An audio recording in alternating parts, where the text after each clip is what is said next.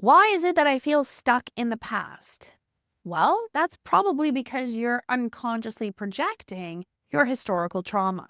So, if, let's say, for instance, you were growing up and then all of a sudden a parent passed away, that is devastating for a child. That is so overwhelming.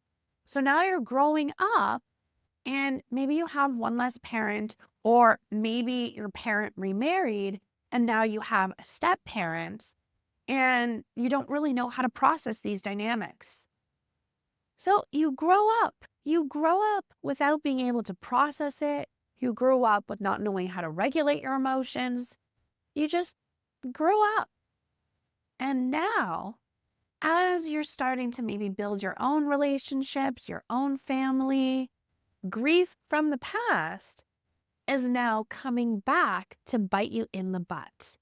This is being unconsciously projected onto your relationship. So, for instance, you might be involved in a new romantic relationship, and this is fresh and this is fun, and you're excited, but then you keep the relationship at arm's length.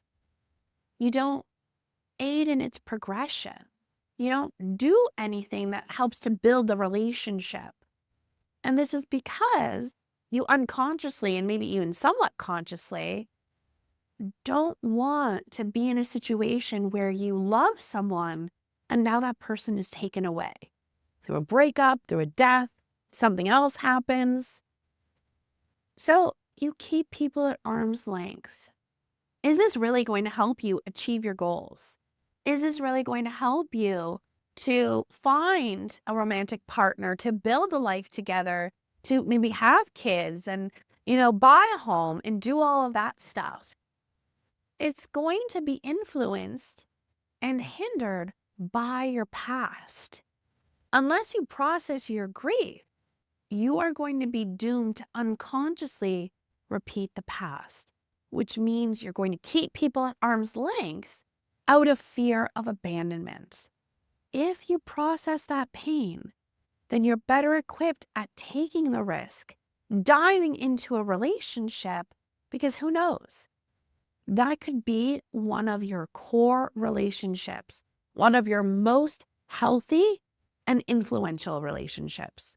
And if you miss that opportunity, then that can significantly impact you as well.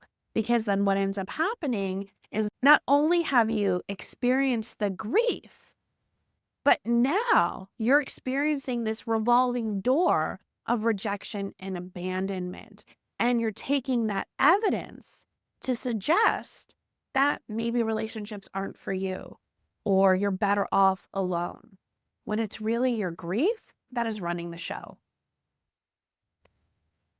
By enrolling in the Ultimate Mental Health Toolbox, mastering the skills therapists use, this will allow you to understand the dynamic that you find yourself in. You will begin to understand and have the education and tools to help you start to process the grief and understand that you're unconsciously projecting this onto each romantic relationship. By processing the grief, by focusing on what's being projected, then you are better able to build a romantic relationship and challenge yourself to take the risk of possibly feeling the grief again as a result of a breakup, as an example, but maybe that won't happen. Maybe this is an opportunity for growth and you found a lifelong partner. Don't limit yourself. Don't isolate, because people need people.